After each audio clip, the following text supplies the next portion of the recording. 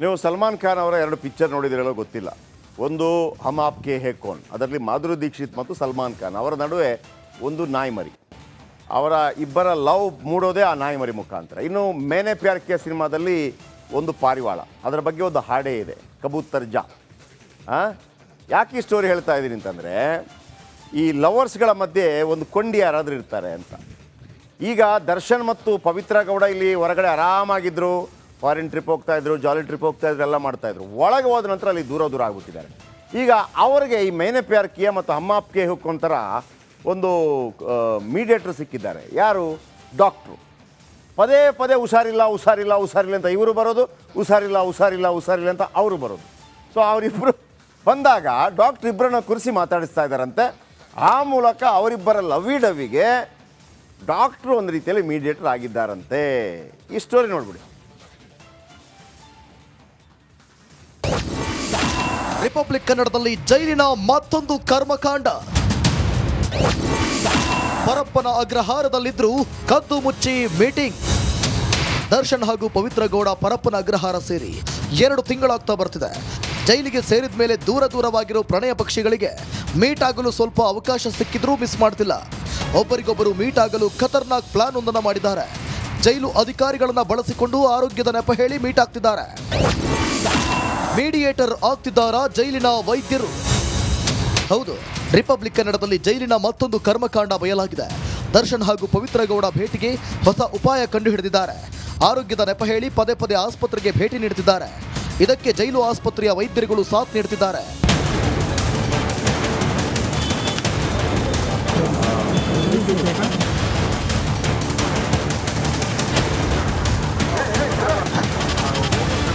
ಆರೋಗ್ಯದ ನೆಪ ಹೇಳಿ ವೈದ್ಯರನ್ನ ಭೇಟಿ ಮಾಡೋ ಪವಿತ್ರ ಗೌಡ ಹಾಗೂ ದರ್ಶನ್ಗೆ ಒಂದೇ ಸಮಯದಲ್ಲಿ ಬರುವಂತೆ ಸೂಚಿಸುತ್ತಿದ್ದರಂತೆ. ಒಂದೇ ಟೈಮಿಗೆ ಜೈಲು ಆಸ್ಪತ್ರೆ ಬಳಿ ಸೇರುವ ದಾಸ ಹಾಗೂ ಲಿಪ್ಸ್ಟಿಕ್ ರಾಣಿ ಗಂಟೆಗಟ್ಟಲೆ ಮಾತುಕತೆ ಆದ ಬಳಿಕ ವಾಪಸ್ ಆಗ್ತಿದ್ದಾರಂತೆ. ಹೀಗೆ ಇಬ್ಬರನ್ನ ಭೇಟಿ ಮಾಡಿಸೋಕೆ ಇಂತಿಷ್ಟು ಹಣ ಅಂತ ಫಿಕ್ಸ್ ಮಾಡ್ತಿದ್ದಾರಂತೆ ಆ ವೈದ್ಯರು. ಹಲವಾರು ವರ್ಷಗಳಿಂದ ಇಲ್ಲೇ ಠಿಕಾಣಿ ಹೂಡಿರುವ ಕೆಲವು ವೈದ್ಯರು ಜೈಲಲ್ಲೇ ಇದನ್ನ ದಂಧೆ ಮಾಡಿಕೊಂಡಿದ್ದಾರೆ. ಹೊರಗಿನಿಂದ ಹಣ ಕೂಡ ಇವರ ಮೂಲಕ ಒಳಗೆ ಹೋಗುತ್ತಂತೆ. Mobiles ಕಳ್ಳರಿಗೆ supply ಮಾಡಲಾಗ್ತಿದೆಯಂತೆ. ಇದರ ಬಗ್ಗೆ ಅಧಿಕಾರಿಗಳು ಪ್ರಶ್ನೆ ಮಾಡಿದ್ರೆ ವೈದ್ಯರು ದರ್ಪ ತೋರ್ತಾರಂತೆ. ಹೀಗಾಗಿ ದರ್ಶನ್ ಹಾಗೂ ಪವಿತ್ರ ಗೌಡಗೆ ವೈದ್ಯರೇ ಕೊಂಡಿ ಆಗಿದ್ದು ಜೈಲಿನಲ್ಲಿ ಇಬ್ಬರನ್ನ ಸಂಪರ್ಕಿಸುತ್ತಿರೋದು ಯಾರೆಂಬುದು ಗೊತ್ತಾಗಬೇಕಿದೆ. ಇದರಿಂದ ಪರಪ್ಪನ ಅಗ್ರಹಾರದಲ್ಲಿ ಯಾರು ಹೇಳೋರಿಲ್ಲ ಕೇಳೋರಿಲ್ಲದಂತಾಗಿದೆ. ನವೀನ್ ಶೆಟ್ಟಿ ಕೆರಾಡಿ, ರಿಪಬ್ಲಿಕ್ ಕನ್ನಡ, ಬೆಂಗಳೂರು.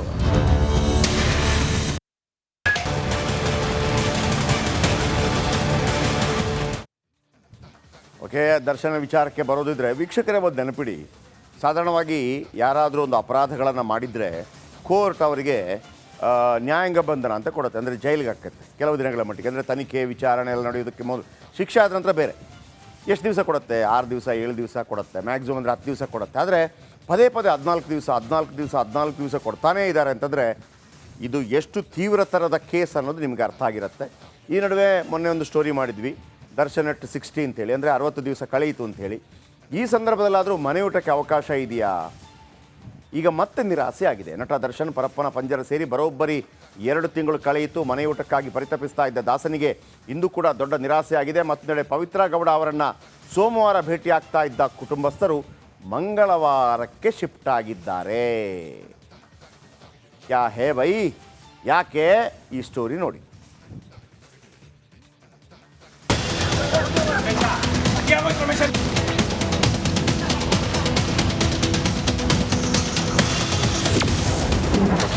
ಪೊರ್ಕಿಗೆ ಜೈಲಿನ ಹಿಟ್ಟೆ ಗಟ್ಟಿ. ಸೆಪ್ಟೆಂಬರ್ 5ಕ್ಕೆ ವಿಚಾರಣೆ ಮುಂದೂಡಿಕೆ. ರೇಣುಕಾಸ್ವಾಮಿ ಕೊಲೆ ಕೇಸ್ನಲ್ಲಿ ದರ್ಶನ್ ಪರಪ್ಪನ ಅಗ್ರಹಾರ ಸೇರಿ ಬರೋಬ್ಬರಿ 2 ತಿಂಗಳೇ ಕಳೆದವು. ಮನೆಯೂಟಕ್ಕಾಗಿ ದಾಸ ಹಪಹಪಿಸುತ್ತಿದ್ದಾನೆ. ಬಾರಿ ಕೋರ್ಟ್ ಮೊರೆ ಹೋಗ್ತಾ ಇದ್ದಾನೆ. ಇದೀಗ ದರ್ಶನ್ ಮನೆಯೂಟದ ಅರ್ಜಿ ವಿಚಾರಣೆ ಮುಂದೂಡಿಕೆಯಾಗಿದ್ದು ಕಾಟೇರನಿಗೆ ಜೈಲಿನ ಮುದ್ದೆಯೇ ಗತಿಯಾಗಿದೆ.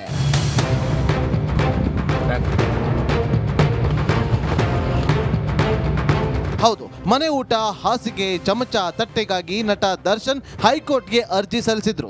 ಇದೀಗ ಹೈಕೋರ್ಟ್ ಸೆಪ್ಟೆಂಬರ್ 5ಕ್ಕೆ ವಿಚಾರಣೆಯನ್ನ ಮುಂದೂಡಿದೆ. ಇದರಿಂದ ಮನೆಯೂಟದ ನಿರೀಕ್ಷೆಯಲ್ಲಿದ್ದಂತ ದಾಸನಿಗೆ ನಿರಾಸೆಯಾಗಿದೆ.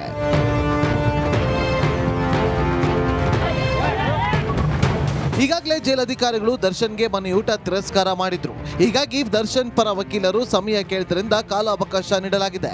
ಇನ್ನು ಜೈಲಧಿಕಾರಿಗಳು ದಾಸನಿಗೆ ಮನೆಯೂಟ ತಿರಸ್ಕರಿಸಲು ಕಾರಣಗಳು ಏನು ಅಂತ ನೋಡೋದಾದ್ರೆ, ಮನವಿ ಪತ್ರದಲ್ಲಿ ಜೈಲೂಟ ವಿಷಕಾರಿ ಅಂತ ಎಲ್ಲೂ ಉಲ್ಲೇಖವಿಲ್ಲ. ಪೌಷ್ಟಿಕಾಂಶ ಇಲ್ಲದ ಆಹಾರ ಎಂದೂ ಬರೆದಿಲ್ಲ. ವೈರಲ್ ಫೀವರ್ ಹಿನ್ನೆಲೆ ಸಾಮಾನ್ಯವಾಗಿ ವೀಕ್ನೆಸ್ ಕಾಣಿಸಿಕೊಂಡಿದೆ. ತಕ್ಷಣ ಬೆಡ್ ರೆಸ್ಟ್, ಪೌಷ್ಟಿಕ ಆಹಾರ ನೀಡಲಾಗಿದೆ. ಜುಲೈ 4ರಿಂದ 10 ದಿನ, ಆಗಸ್ಟ್ 1ರಿಂದ 15 ದಿನಗಳ ಕಾಲ ಹೆಚ್ಚುವರಿ ವ್ಯವಸ್ಥೆ ಒದಗಿಸಲಾಗಿದೆ. ಆರೋಪಿ ದರ್ಶನ್ಗೆ ಮೊಟ್ಟೆ, ಬ್ರೆಡ್, ಹಾಲು, ಕ್ಯಾಲ್ಸಿಯಂ, ವಿಟಮಿನ್ D3 ಮಾತ್ರ ನೀಡಲಾಗಿದೆ. ಜೈಲು ಮ್ಯಾನ್ಯುಯಲ್ ಪ್ರಕಾರ ಆರೋಪಿ ಮನವಿ ಪುರಸ್ಕರಿಸಲು ಸಾಧ್ಯವಿಲ್ಲ ಅನ್ನೋದು ಜೈಲು ಅಧಿಕಾರಿಗಳ ನಿಲುವು. ಮನೆಯೂಟದ ನಿರೀಕ್ಷೆಯಲ್ಲಿದ್ದಂತಹ ಪೊರಕೆಗೆ ಮತ್ತೆ ನಿರಾಸೆಯಾಗಿದೆ. ಮತ್ತೊಂದೆಡೆ ದರ್ಶನ್ ರನ್ನ ಭೇಟಿಯಾಗಲು ಪತ್ನಿ ವಿಜಯಲಕ್ಷ್ಮಿ ಪ್ರತಿ ಸೋಮವಾರ ಪರಪ್ಪನ ಅಗ್ರಹಾರಕ್ಕೆ ಆಗಮಿಸುತ್ತಿದ್ರು. ಪವಿತ್ರ ಗೌಡ ಕುಟುಂಬಸ್ಥರು ಅಂದೇ ವಿಸಿಟ್ ಕೊಡ್ತಾ ಇದ್ರು. ಈ ಬಗ್ಗೆ ರಿಪಬ್ಲಿಕ್ ಕನ್ನಡ ವರದಿ ಮಾಡ್ತಾ ಇದ್ದಂತೆ ಅಲರ್ಟ್ ಆದ ಪವಿತ್ರ ಕುಟುಂಬಸ್ಥರು ಮಂಗಳವಾರಕ್ಕೆ ಶಿಫ್ಟ್ ಆಗಿದ್ದಾರೆ. ನಾಗರಾಜ್ ಜೊತೆ ನವೀನ್ ಶೆಟ್ಟಿ, ರಿಪಬ್ಲಿಕ್ ಕನ್ನಡ.